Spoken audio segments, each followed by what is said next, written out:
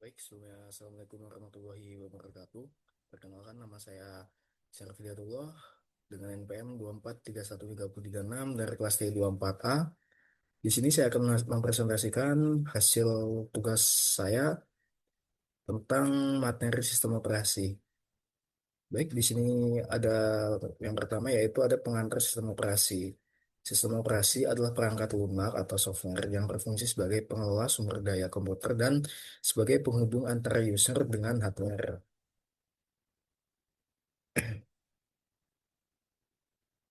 Lalu di sini juga ada 4 fungsi dasar dari sistem operasi. Yang pertama yaitu manajemen sumber daya, yang kedua antarmuka pengguna, yang ketiga eksekusi program, dan yang keempat yaitu sistem berkas. Untuk manajemen sumber daya sendiri, dia berfungsi untuk mengalokasikan CPU, memori penyimpanan, dan perangkat I/O, serta memastikan penggunaan yang efisien. Dan untuk antarmuka pengguna, dia berfungsi menyediakan cara berinteraksi seperti seperti CLI, GUI, API, serta memudahkan pengguna dan program. Dan untuk eksekusi program, berfungsi memuat dan menjalankan aplikasi, serta menghentikan program dengan rapi. Jadi tidak acak-acakan, ya akan tersusun itu. Dan yang terakhir sistem berkas, mengelola dan mengatur data serta memastikan integritas dan aksesibilitas. Lalu ada tujuan mempelajari sistem operasi. Di sini ada 4 tujuan. Yang pertama yaitu memahami cara kerja komputer. Yang kedua mengoptimalkan kinerja sistem, mengembangkan aplikasi efisien serta memecahkan masalah sistem. Lalu ada 4 sasaran sistem operasi. Sebenarnya yang umumnya hanya 3, yaitu kenyamanan, efisiensi, serta kemampuan berevolusi. Sasaran kenyamanan yaitu eh, sistem operasi ini mudah digunakan oleh semua pengguna antar muka yang intuitif. Dan untuk efisiensi dia memaksimalkan penggunaan sumber daya serta menjaga responsivitas sistem. Dan untuk kemampuan berevolusi, bagaimana cara kita membuat sistem operasi ini supaya mudah dimodifikasi serta ditingkatkan untuk menyesuaikan teknologi yang seiring waktu selalu berkembang. Lalu ada sejarahnya. Generasi pertama sistem operasi itu pada tahun 1940-an sampai 1960-an yang pemrogramannya langsung pada perangkat keras. Dan generasi kedua pada tahun 1950 sampai 1960. Dia batch processing dan program dieksekusi secara berurutan. Dan generasi ketiganya yaitu sudah multi programming dan time sharing dan sudah lebih efisiensi dibanding 2 generasi sebelumnya. Dan generasi ketiga ini dia tersedia pada tahun 1960 sampai 1980-an. Serta generasi keempat berawal dari 1980-an sampai sekarang dan detik ini yang sistem itu terdistribusi dengan komputasi awan di era modern operasi sistem. Lalu ada layanan sistem operasi. Yang pertama yaitu antarmuka pengguna, kedua manajemen program, ketiga operasi I/O, keempat sistem berkas, dan kelima komunikasi. Untuk fungsinya sendiri antarmuka pengguna ini dia memungkinkan interaksi dengan sistem dan manajemen program yang berfungsi atau bertugas sebagai memuat, menjalankan, serta menghentikan program. Dan untuk operasi I/O sendiri dia mengelola transfer data antar perangkat. Dan untuk sistem berkas dia bertugas mengelola file dan direktori. Untuk komunikasi sendiri berfungsi memfasilitasi transfer data antar proses. Dan untuk layanan sistem operasi di sini ada beberapa. Yang pertama yaitu mendeteksi kesalahan. Dia mendeteksi dan menangani kesalahan yang terjadi pada sistem operasi. Dan alokasi sumber daya bertugas mengelola sumber daya sistem. Dan untuk akuntansi mencatat pengguna sumber daya serta proteksi yang bertugas mengendalikan akses ke sumber daya. Lalu ada strukturnya. Struktur yang pertama yaitu sistem operasi komputer, kedua struktur I/O, ketiga struktur penyimpanan, keempat struktur hierarki, dan kelima proteksi perangkat keras. Di sini yang pertama di sistem operasi komputer. yang dimana sistem operasi komputer itu adalah perangkat lunak atau software yang mengatur dan mengelola seluruh aktivitas komputer, baik hardware maupun software. Nah, sistem operasi sendiri atau disingkat OS menjadi jembatan antara pengguna dengan komputer. Tanpa OS, komputer tidak bisa digunakan dengan mudah atau bahkan tidak bisa digunakan sama sekali. Dan ini ada beberapa contoh operasi sistem komputer yaitu seperti Windows, Linux, macOS, Unix, dan juga Chrome OS. Lalu struktur I/O. Struktur I/O sendiri itu adalah secara sistem komputer mengelola komunikasi antara hardware dan sistem operasi, khususnya untuk perangkat masukan dan keluaran seperti keyboard, printer, mouse, monitor, dan hard disk.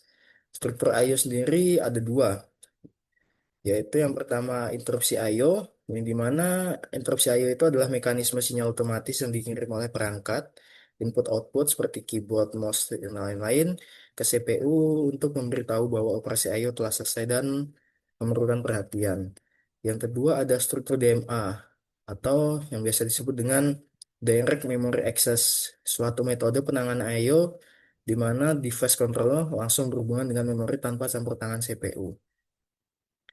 Lalu di sini ada struktur penyimpanannya, yang dimana itu adalah pengorganisasian berbagai jenis media penyimpanan dan dalam sistem komputer, mulai dari RAM hingga penyimpanan eksternal seperti hard disk dan cloud. Tujuan dari struktur penyimpanan sendiri adalah untuk menyediakan tempat menyimpan data dan instruksi, baik sementara maupun permanen. Penyimpanan juga dibagi menjadi dua jenis, yaitu ada memori utama dan juga memori hierarki. Memori utama sendiri adalah tempat penyimpanan sementara yang digunakan oleh komputer untuk menyimpan data dan instruksi yang sedang diproses ke CPU. Memori jenis ini sangat penting karena merupakan penghubung langsung antara CPU dan data. Dan yang kedua ada memori inersi atau biasa dikenal dengan magnetic disk, di mana itu adalah media penyimpanan data yang menggunakan medan magnetik untuk membaca dan menulis informasi. Teknologi memori inersi ini paling umum digunakan dalam hard disk drive atau HDD. Kemudian ada storage inersi. Ini adalah strategi penyimpanan berlapis yang mengelompokkan media penyimpanan berdasarkan kecepatan, harga, dan kapasitas. Nah, konsep umum dari storage hierarchy ini sendiri ada dua, yaitu data yang sering diakses atau hot data dan data yang jarang diakses atau cold data. Untuk hot data sendiri dia disimpan di level atas seperti cache atau RAM. Dan untuk cold data ini dia disimpan di level bawah yang seperti disk, tab atau cloud. Lalu ada proteksi perangkat keras. Proteksi perangkat keras adalah mekanisme pengamanan yang digunakan sistem komputer untuk mencegah akses tidak sah atau berbahaya terhadap komponen hardware, terutama memori, CPU, dan perangkat I/O. Tujuannya sendiri untuk menjaga stabilitas, keamanan, dan integritas sistem. Dan jenis proteksi perangkat keras sendiri ini ada empat, yaitu ada proteksi memori, proteksi CPU, proteksi perangkat I/O, dan timer atau proteksi waktu eksekusi. Untuk proteksi memori, dia bertugas mencegah satu program mengakses memori milik program lain. Dan dia memiliki teknik yang digunakan seperti bound register atau menentukan batas alamat memori. Yang kedua ada proteksi CPU, sistem yang memiliki dua mode utama, yaitu user mode dan kernel mode. Untuk user mode sendiri dia akses terbatas karena menggunakan program biasa. Dan untuk kernel mode dia akses penuh karena digunakan langsung oleh operasi sistem. Dan yang ketiga ada proteksi I/O yang mengatur agar hanya sistem operasi yang bisa mengakses langsung perangkat keras I/O. Program biasanya harus memilih akses terlebih dahulu melalui sistem call. Dan keempat ada timer atau proteksi waktu eksekusi yang mencegah satu program mengambil alih CPU terus-menerus, serta timer memastikan sistem bisa berpindah antar proses dengan adil. Dan itu tadi merupakan presentasi singkat saya tentang materi sistem operasi. Semoga dapat dipahami dan mohon maaf bila ada salah kata. Saya akhiri. Wassalamualaikum warahmatullahi wabarakatuh. Baik, perkenalkan nama saya Andrian Wilisya Putrawarasi dengan NPM 24313018. Dan di sini saya akan membacakan materi yang telah saya buat dari halaman 22 sampai halaman 27.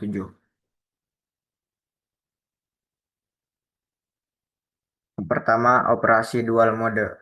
Apa sih operasi dual mode? Operasi dual mode bertujuan untuk memastikan berjalannya baik. Kita harus melindungi sistem operasi, program, dan data dari program yang salah. Mode yang digunakan ada dua. Yang pertama ada mode monitor, yang di mana mode ini memiliki kontrol penuh untuk mengelola sumber daya. Biasanya aktif saat booting atau menangani interrupt. Yang kedua, mode pengguna. Mode terbatas di mana program pengguna berjalan mencegah akses langsung ke sumber daya sistem untuk keamanan. Berikutnya ada proteksi I/O. Proteksi I/O adalah mekanisme untuk mengontrol dan melindungi akses ke perangkat input-output I/O pada sistem komputer untuk meningkatkan keamanan, mencegah akses yang tidak sah, dan menjaga integritas data. Dan berikut ada tiga. Yang pertama ada privilege introduction atau introduksi khusus yang hanya bisa dijalankan oleh sistem operasi untuk mengakses perangkat I/O. Dan yang kedua ada sistem call, permintaan dari program pengguna kepada sistem operasi untuk melakukan operasi I/O seperti membaca atau menulis data. Yang ketiga adalah I/O protection, yang dimana mekanisme sistem operasi untuk memastikan hanya program yang berwenang yang dapat mengakses I/O. Berikutnya ada proteksi memori. Proteksi memori adalah mekanisme yang digunakan untuk melindungi memori komputer dari akses tidak sah atau modifikasi yang tidak diinginkan. Ada dua poinnya. Yang pertama ada base register yang bertujuan menyimpan data awal memori yang boleh diakses oleh sebuah program. Yang kedua, limit register, menyimpan batas akhir memori yang boleh diakses, mencegah program mengakses memori di luar wilayahnya. Lalu selanjutnya ada struktur sistem operasi. Ada 8 struktur. Yang pertama ada pengelola proses dengan yaitu mengatur pembuatan, penghapusan, dan sinkronisasi proses.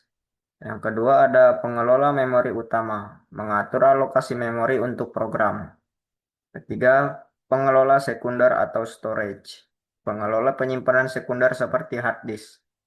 Keempat, pengelola sistem I/O, mengatur perangkat I/O seperti printer atau disk. Kelima, pengelola berkas, mengelola file termasuk pembuatan dan penghapusan. Keenam, sistem proteksi, mengatur hak akses untuk keamanan. Tujuh, jaringan, mengelola komunikasi antara komputer dalam jaringan. Kedelapan, command interpreter, penyediaan antarmuka untuk menjalankan perintah pengguna. Lalu berikutnya ada manajemen proses. Manajemen proses adalah keadaan ketika sebuah program sedang dieksekusi. Sistem operasi ini bertanggung jawab atas aktivitas-aktivitas berikut. Ada empat. Yang pertama, pembuatan dan penghapusan proses. Sistem operasi membuat dan menghentikan proses. Kedua, penyediaan mekanisme sinkronisasi, memastikan proses berjalan tanpa konflik. Yang ketiga, menyediakan mekanisme komunikasi, memungkinkan proses berkomunikasi, misalnya via pesan. Dan yang keempat, menyediakan mekanisme penanganan deadlock, mengatasi situasi di mana proses saling menunggu sumber daya. Berikutnya ada manajemen memori utama. Sebuah array yang besar dari word atau byte yang ukurannya mencapai ratusan, ribuan, atau bahkan jutaan. Nah, dan berikutnya ada tiga aktivitas yang bersangkutan dengan ini. Yang pertama, melacak memori yang digunakan. Sistem operasi memantau bagian memori yang sedang digunakan. Kedua, memilih program untuk dimuat ke memori. Menentukan program yang mana yang akan dimuat. Yang ketiga, mengalokasikan dan mendealokasikan ruang memori. Memberikan dan mengambil kembali memori yang sesuai kebutuhan. Berikutnya ada manajemen secondary storage, yang mana sekumpulan data yang disimpan dalam memori utama bersifat sementara dan jumlahnya sangat kecil. Nah, ada tiga. Yang pertama, free space management, mengelola ruang kosong pada penyimpanan. Kedua, alokasi penyimpanan, menentukan lokasi data pada penyimpanan sekunder. Ketiga, penyimpanan disk, mengatur urutan akses ke disk untuk efisiensi. Lalu ada manajemen sistem I/O. Manajemen sistem I/O adalah proses pengelola dan pengaturan perangkat input-output pada sistem komputer untuk memastikan efisiensi, keamanan, dan keadaan dalam pengguna sumber daya sistem. Nah, ada tiga. Yang pertama, buffer, menyimpan data sementara saat transfer I/O. Yang kedua ada spooling, mengatrekan tugas I/O seperti print job. Yang ketiga ada driver, perangkat lunak yang mengatur komunikasi dengan perangkat keras I/O. Lalu ada manajemen berkas. Manajemen berkas adalah proses pengelola dan pengaturan file pada sistem komputer, termasuk pembuat, penyimpan, pengorganisasian, pengamanan, dan pengambilan data dalam bentuk file. Ada empat aktivitas yang didukung. Yang pertama ada pembuatan dan penghapusan berkas, membuat dan menghapus file. Yang kedua, pendukung manipulasi berkas dan direktori, memungkinkan pengeditan atau pengelolaan struktur direktori. Yang ketiga ada memetakan berkas ke secondary storage, menyimpan berkas ke penyimpanan fisik, membackup berkas ke media penyimpanan permanen, membuat cadangan data. Dan berikutnya sistem proteksi. Sistem proteksi adalah sekumpulan informasi yang berhubungan sesuai dengan tujuan pembuatan berkas tersebut. Nah, mekanisme proteksi harus mencakup tiga bagian ini. Yang pertama, membedakan antar pengguna yang diizinkan dan yang tidak diizinkan, dengan tujuan menentukan siapa yang boleh mengakses sumber daya. Kedua, ada specify the control to be imposed, menetapkan aturan kontrol akses. Dan yang ketiga ada provide a means of enforcement, memberikan mekanisme untuk menegakkan aturan proteksi. Berikutnya ada jaringan. Jaringan adalah sekumpulan perangkat komputer yang saling terhubung dan dapat berkomunikasi satu sama lain untuk membagi sumber daya, data, dan informasi.